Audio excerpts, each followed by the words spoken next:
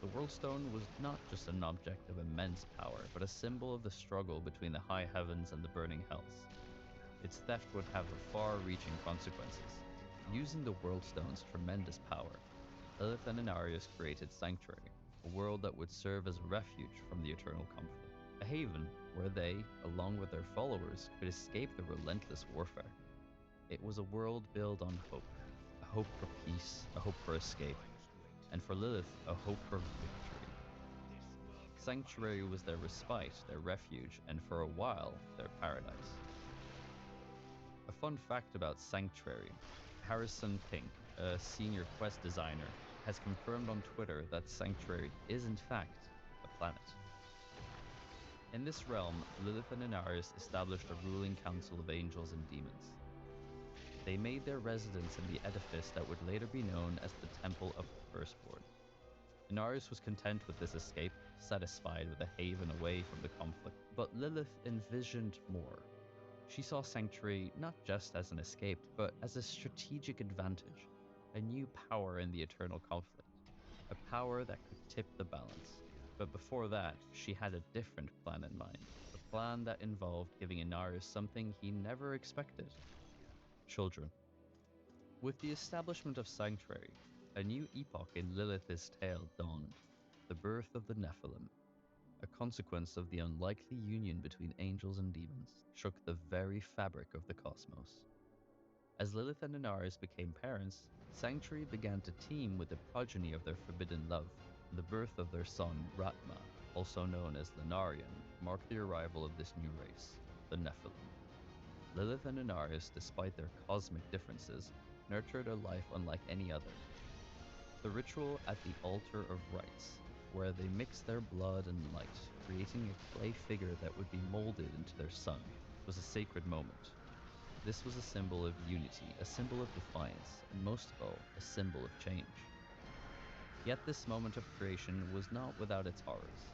As the barbs from Lilith's hand brushed against their newly formed progeny, her blood mingled with the clay, giving life to a being that was at once magnificent and terrifying.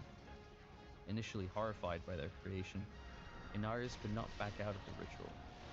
They both played their parts in molding the clay, creating an entity in their image. In this act, the first Nephilim, Ratma, was born.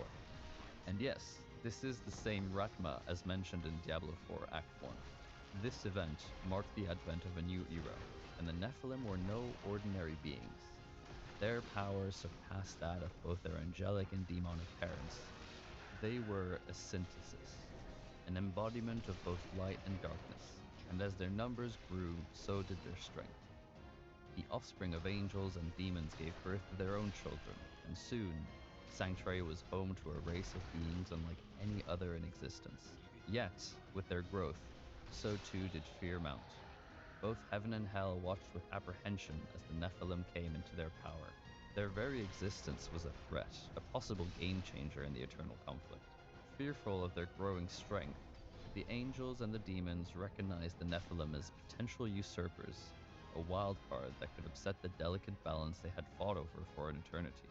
In the face of this fear, Lilith stood as the protector of the Nephilim. She nurtured them, guided them, and safeguarded them. Lilith, the demon queen, now assumed a new role, a mother protecting her children. As the Nephilim flourished, the relationship between Lilith and Inarius soured. The growing power of the Nephilim sparked a divide, a rift that would have a profound impact on the future of Sanctuary. On one side, there was Inarius, favoring caution, fearing the Nephilim's capabilities could bring unwanted attention to their haven.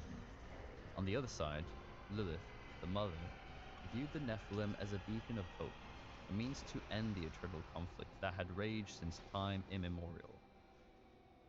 This is where the duality of Lilith kind of comes into play. On one hand, you could say she loves her children, she wants to take care of them. On the other hand, she wants to take care of them because she wants to build an army to defeat heaven and hell. That's up for interpretation. The rift between Lilith and Inarius widened, leading to heated discussions amongst the renegades. Some feared the potential threat posed by their progeny and called for their destruction. Others pleaded for mercy, unwilling to extinguish the lives they had helped to bring into existence. Amid this turmoil, Inarius called for a period of reflection. However, the prospect of her children's extinction sent Lilith spiraling into a mad frenzy. Seeing her children's future threatened, she unleashed her wrath in a display of sheer brutality. Lilith morphed into a fearsome form and went on a merciless spree, hunting down and slaying every renegade who dared to contemplate the demise of the Nephilim. She did not discriminate between angel and demon, striking down all who stood in her way. Inarius returned to find a scene of horror. The bodies of his comrades testament to the massacre Lilith had committed. Yet he could not bring himself to kill her. Instead, he made the painful decision to banish her from Sanctuary, casting her into the empty void. In a bid to control the situation, Inarius manipulated the World Stone to suppress the Nephilim's power. With each successive generation, their powers dwindled, until they were no more potent than the race that we know now as humanity. Thus ended Lilith's first tenure in Sanctuary, cast out by the one she had conspired with to create this realm. Her actions, however horrific, were driven by a mother's desire to protect her children. That's my interpretation anyway. Despite her absence, her presence lingered, and she became known in legends as the first mother of humanity. By the way, I have a full lore breakdown of Inarius on this very channel if you want to go check it out. Link is in the top right of your screen. And again, if you like what you're hearing, make sure to subscribe. The seeds of discord sown amongst the angels and demons of Sanctuary grew into a clandestine struggle, aptly named the Sin War. The great evils of Hell, via the Triune, and Inarius, leading the Cathedral of Light, fought for the allegiance of humanity. A shadowy chess game unfolded, where the price was not just Sanctuary, but also the fate of its inhabitants, the humans, heirs to the power of the Nephilim. In the midst of this strife, Lilith, banished and thought to be lost in the void, returned to Sanctuary.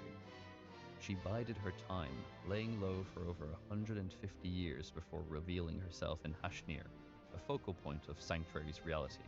Her goal was clear: ensure the Nephilim reclaim their powers.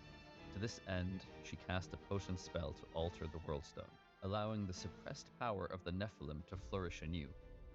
This revival of Nephilim powers didn't go unnoticed. The Burning Hells, due to the reckless actions of Jir Hirash and the ambitious Vijare clan, discovered Sanctuary's existence.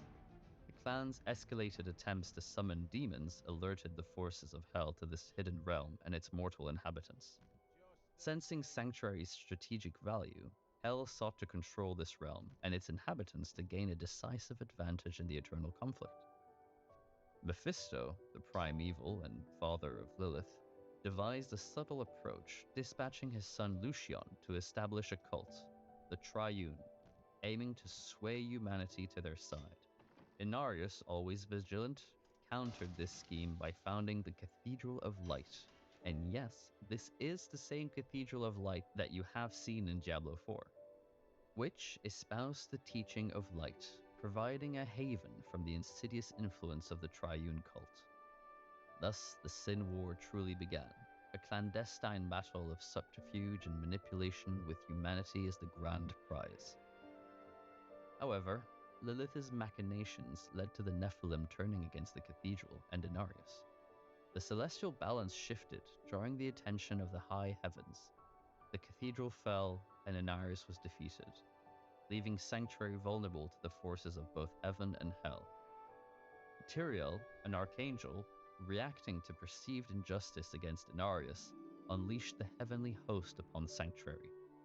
The forces of hell responded in kind, erupting from the ground, resulting in a three-way battle between angels, demons, and the human followers of Odyssean, known as the Edirim. These are the Nephilim who had regained their powers. In the climax of this conflict, Odyssean, a Nephilim, unleashed his full power, pushing back the invading forces of heaven and hell. But in doing so, he also unleashed the raw, untamed energies of the Nephilim, threatening to shatter the very world they were fighting over.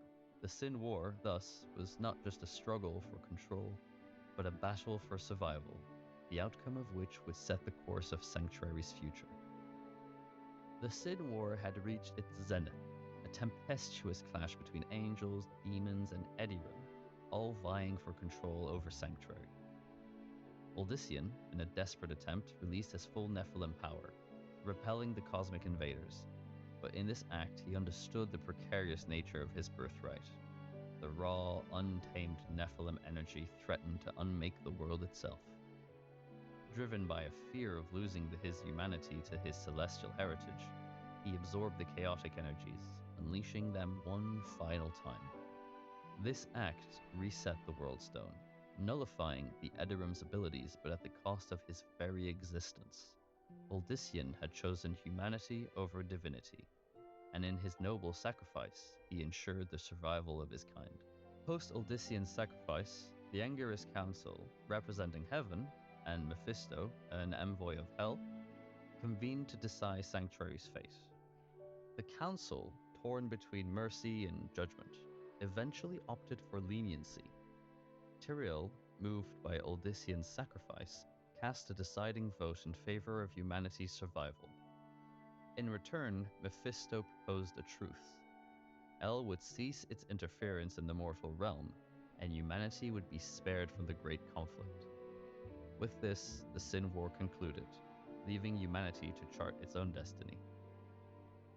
The aftermath of the Sin War brought about an unprecedented erasure of memories for the surviving Edirim. None remember the celestial battle, leaving humanity to choose its path free from the biases of the past. The great conflict, the existence of angels, demons, and Nephilim, all became oblivious to them. To most, the massive loss of lives was a result of a plague, a fabrication fortified by the altered memories of the Edirim.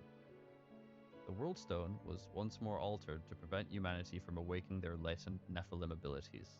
In the aftermath, Inarius dealt with Lilith. He encapsulated her within a mystical sphere, banishing Lilith once more. Inarius ensured the flaws that had enabled her previous return were expunged. Even with her banishment, it was prophesied that Lilith, bound in shadows, would one day return to Sanctuary. Her destiny, intertwined with that of humanity, marked a testament to the internal struggle each human bore within, a silent echo of the Sin War that never truly ended. Spoiler warning. Before we go any further, please take note I'll be spoiling Act 1 of Diablo 4 in this chapter. The echoes of Lilith's banishment barely settled in the recesses of Sanctuary's history when her presence made an unanticipated resurgence. This return was a result of an ominous ritual performed within the cold, unfeeling bowels of an underground chamber. The ritualistic performers were 3 adventurers and a scholar, all unsuspectingly caught in the grand design of Elias, a member of the Triune. It was their blood, drained and pulled across a triangle of pillars, that became the harrowing bridge through which Lilith re-entered the mortal realm.